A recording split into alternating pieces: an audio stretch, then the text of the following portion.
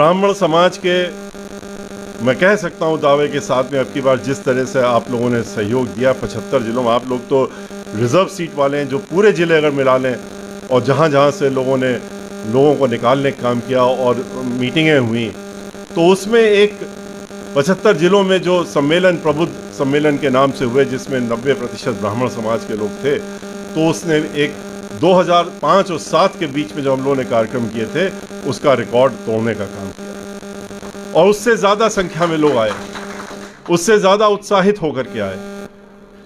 और उद्देश्य क्या था हम लोगों का, जो उद्देश्य अभी भी है हमारा उद्देश्य इस बैठक का भी क्या है, इस जो हम लोग आगे चल करके बैठकें करने जा रहे हैं उसका क्या उद्देश्य है, जो हम लोगों ने बैठक पहले करी हर जिले में जाके 75 जिलों में, उसका क्या उद्देश्य था। एक उद्देश्य, सिर्फ एक उद्देश्य, और उद्देश्य ये जिसमें सब चीज़ निहित है, और वो उद्देश्य ये कि हमको 5वीं बार उत्तर प्रदेश का मुख्यमंत्री बहन मायावती जी को बनाना। और इसी बात को ध्यान में रख के, इस उद्देश्य को ध्यान में रख के हम लोग आगे बढ़े। और ये एक ऐसा उद्देश्य है जिसमें सारे उद्देश्य इसमें सम्मिलित हो जाते हैं। ये मुख्यमंत्री बनेगी तो क्या हो, खाली उनका व्यक्तिगत के लिए नहीं कि एक व्यक्ति के लिए हम कह रहे हैं कि मुख्यमंत्री, उनके मुख्यमंत्री बनते ही पूरे प्रदेश की खुशहाली, पूरे प्रदेश में लॉ एंड ऑर्डर की व्यवस्था, पूरे प्रदेश में विकास की छड़ी, पूरे प्रदेश में भाईचारा, पूरे प्रदेश में जो आपस में लड़ाई झगड़े दंगे फसाद जाति धर्म के नाम से लोगों को भिड़ाना, ये सब बंद हो जाना, सर्वजन की हित सोचना, सर्वजन हिताय सर्वजन सुखाय का खाली नारा नहीं, अमली जामा पहनाना, किसानों की सुरक्षा, किसानों की कि कैसे उनको आगे बढ़ाया जाए, कैसे उनकी आमदनी बढ़ाई जाए, उसके बारे में, बेरोजगारी उनका मुख्य उद्देश्य अब की बार, बेरोजगारी खत्म करना उनका मुख्य उद्देश्य उत्तर प्रदेश में अब की बार है। ये तो उन्होंने अपने भाषण में 7 सितंबर को जब 75वां कार्यक्रम हम लोग कर रहे थे, ब्राह्मण समाज जिसमें इकट्ठा हुआ था 10,000 के करीब लखनऊ में, तो उसमें उन्होंने ये बात रखी थी जो समापन था हमारा। और उन्होंने कहा था कि अब की बार पहला हमारा लॉ एंड ऑर्डर तो साथ में रहते ही है, लॉ एंड ऑर्डर तो कहने की जरूरत ही नहीं पड़ती है। जैसे ही बहन मायावती जी कुर्सी में बैठती नहीं है, वो पहले ओथ ले रही होती हैं, पूरे प्रदेश का कानून व्यवस्था अपने आप सही हो जाती है।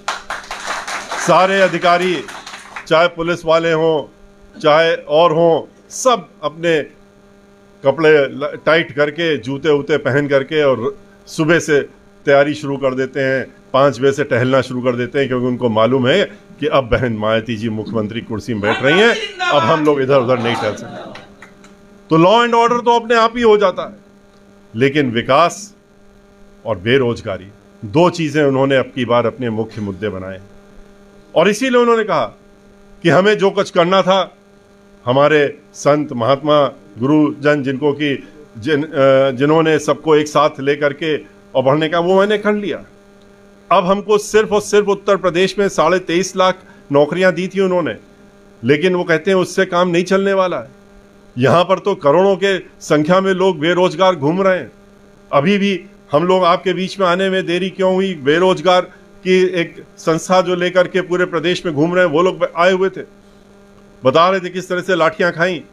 कल रात में आपने देखा किस तरह से लखनऊ शहर में मोमबत्ती लेके 59,000 जो हैं, जो टीचर्स की उसके लिए अपना आंदोलनरत हैं, कितने दिनों से आंदोलनरत हैं, उनके मार्च कर रहे थे। मार्च करने में भी उनको इतराज है, पैदल जा रहे थे मोमबत्ती लेकर के। पर इस सरकार का आतंक ये, हम जब कहते हैं कि ये सरकार में सिर्फ दहशत फैलाने के अलावा कुछ नहीं किया, तो वो गलत नहीं कहते हैं, क्योंकि दहशत के ही साथ में ये सरकार को चला रहे हैं। आज दहशतगर्दी का माहौल बना रखा, उनके ऊपर लाठियां बरसाने का काम किया।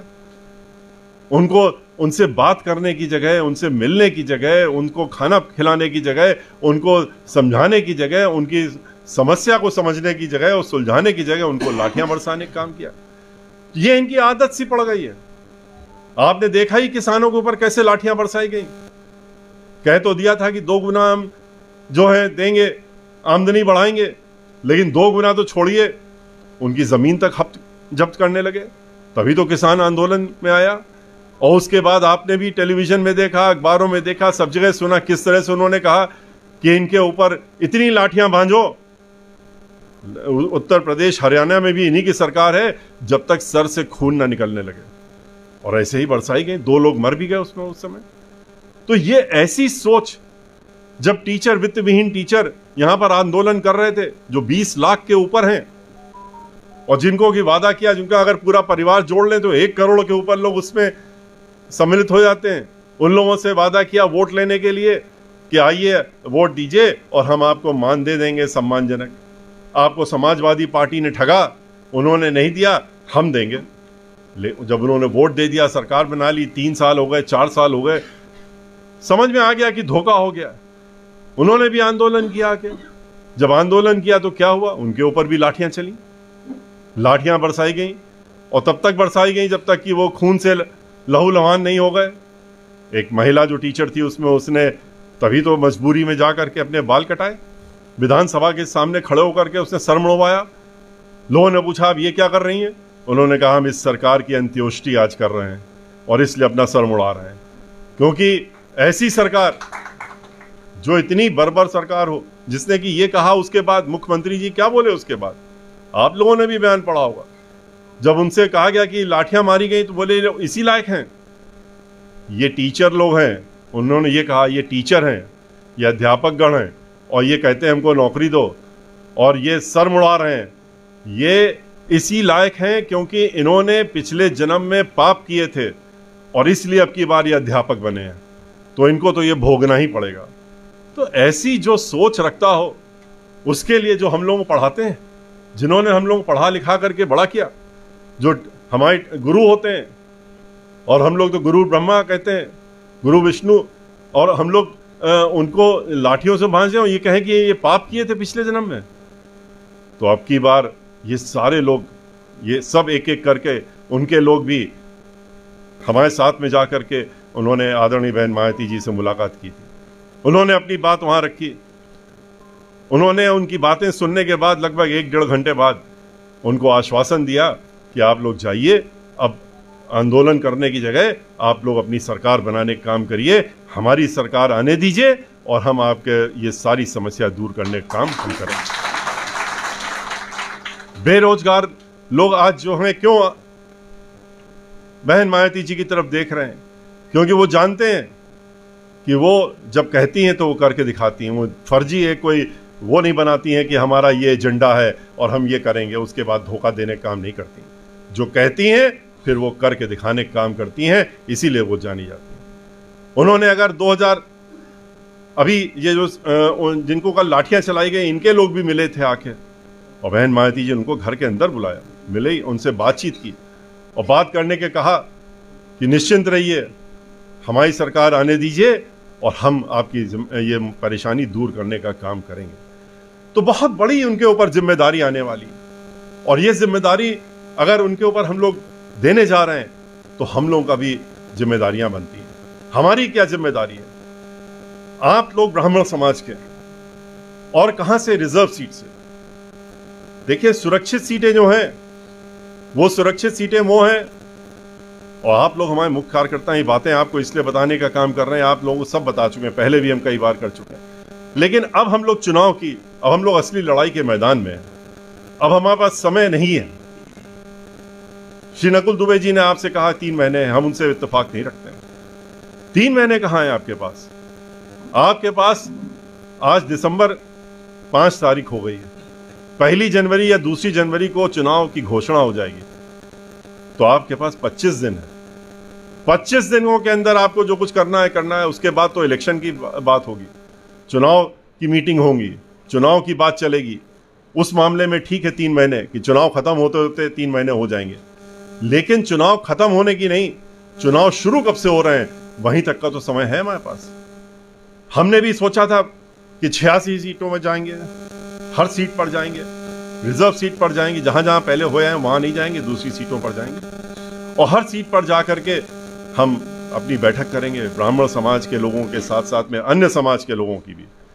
क्योंकि अब इलेक्शन समय खाली ब्राह्मण समाज के लोग नहीं, हमारे अल्पसंख्यक समाज के लोग होंगे, हमारे बैकवर्ड समाज के लोग होंगे, हमारे दलित समाज के भाई बहन तो होंगे ही होंगे, हमारे ब्राह्मण समाज के लोग होंगे, लेकिन उनको इकट्ठा करके भाईचारा बनाने का काम करेंगे। और भाईचारा जिस तरह से हम लोगों ने 5 से 7 बनाए उस तरह से करेंगे। लेकिन समय जब हमने देखा कि खाली 25 दिन बचे हैं, हम लोग अभी पिछले 4 दिन में 5 मीटिंग करके आए हैं, 5 रिजर्व सीटों को में हो करके आए, लेकिन अब हमारे पास ऐसा समय नहीं था कि हम 5 हर रोज भी अगर 2 सीटें करें तब भी हम पूरा नहीं कर सकते। इसलिए इसकी पूरा बैठक फिर से बहन मायावती जी के साथ में हुई। उन्होंने उसको बदलने का काम किया, उन्होंने स्वरूप बदलने का काम किया। उन्होंने हमसे कहा कि ऐसे नहीं अब हो सकता कि हर सीटों पे जाओ, अब मंडल स्तरीय बैठक करिए। और मंडल में बैठक करने में मंडल में जितनी भी रिजर्व सीटें हैं वहां के लोगों को वहां पर आना है। आसपास की और सीटें जो हैं, ब्राह्मण समाज के लोग हैं और लोग हैं, वो सब भी आएंगे, लेकिन रिजर्व सीटों में किसी एक रिजर्व सीट में, मंडल की एक रिजर्व सीट पे हम अपनी बैठक रखेंगे। और बैठक रखने के साथ में वहां पर अगर 3 सीटें हैं तो 3 सीटों के लोग, 5 हैं तो 5 लोगों के, उस मंडल के जितने भी रिजर्व सीटें हैं उनके लोगों को उस जगह पर आना होगा। और हमारे कार्यकर्ताओं को जो आपने बनाए हैं, जो अभी हमारी अलग से बात हुई है, आप लोगों ने बनाया है, उनको निकाल के, उनको ले करके, और जो अभी नहीं बन पाए हैं, अब जो समय बचा है उसमें आपको हर सीट पर कम से कम 1000 ब्राह्मण समाज के कार्यकर्ता तैयार करें। और आपको ये बातें उनको बतानी होंगी कि क्यों जरूरी है उनके लिए। इसलिए नहीं, आप वो रिजर्व सीटें हैं, वो रिजर्व सीटों में कोई ब्राह्मण समाज का व्यक्ति चुनाव नहीं लड़ने जा रहा। हम ब्राह्मण समाज की सीटों पर जब चुनाव इसके पहले जा चुके हैं, चुनाव जब होगा तो फिर जाएंगे, जो बाकी रिजर्व सीटें रह जाएंगी उनमें भी जाएंगे। फिर तो हर दिन चुनाव की मीटिंग होगी, जिस दिन से घोषणा हो जाएगी हमको हर जगह जाना होगा, हर जगह जाएंगे। लेकिन इस समय जो रिजर्व सीटें हैं उनको, उन पर हमारा क्यों मुख्य ध्यान, इसलिए कि ये सीटें आप अगर थोड़ी सी मेहनत करेंगे, थोड़ी सी ताकत दिखाएंगे, जो आपको जो दिखाते रहे हैं उसको थोड़ा बढ़ा देंगे। और बढ़ाने के साथ में अगर 3 घंटे 4 घंटे जैसे आप रोज दे रहे हैं, जैसा श्री नकुल दुबे जी ने बताया, उसको बढ़ा करके अगर आप 10 या 12 घंटे कर लेंगे, क्योंकि 24 घंटे 25 दिन की बात है, 25 दिन तो आप दे ही सकते हैं अपने लिए, 25 दिन तो अपने समाज के लिए दे सकते हैं, 25 दिन प्रदेश के लिए दे सकते हैं। और उन 25 दिनों में अगर आप 8 से 10 घंटे दे देते हैं तो आप मान सकते हैं कि आप कितना आगे बढ़ सकते हो, क्या क्या नहीं कर सकते।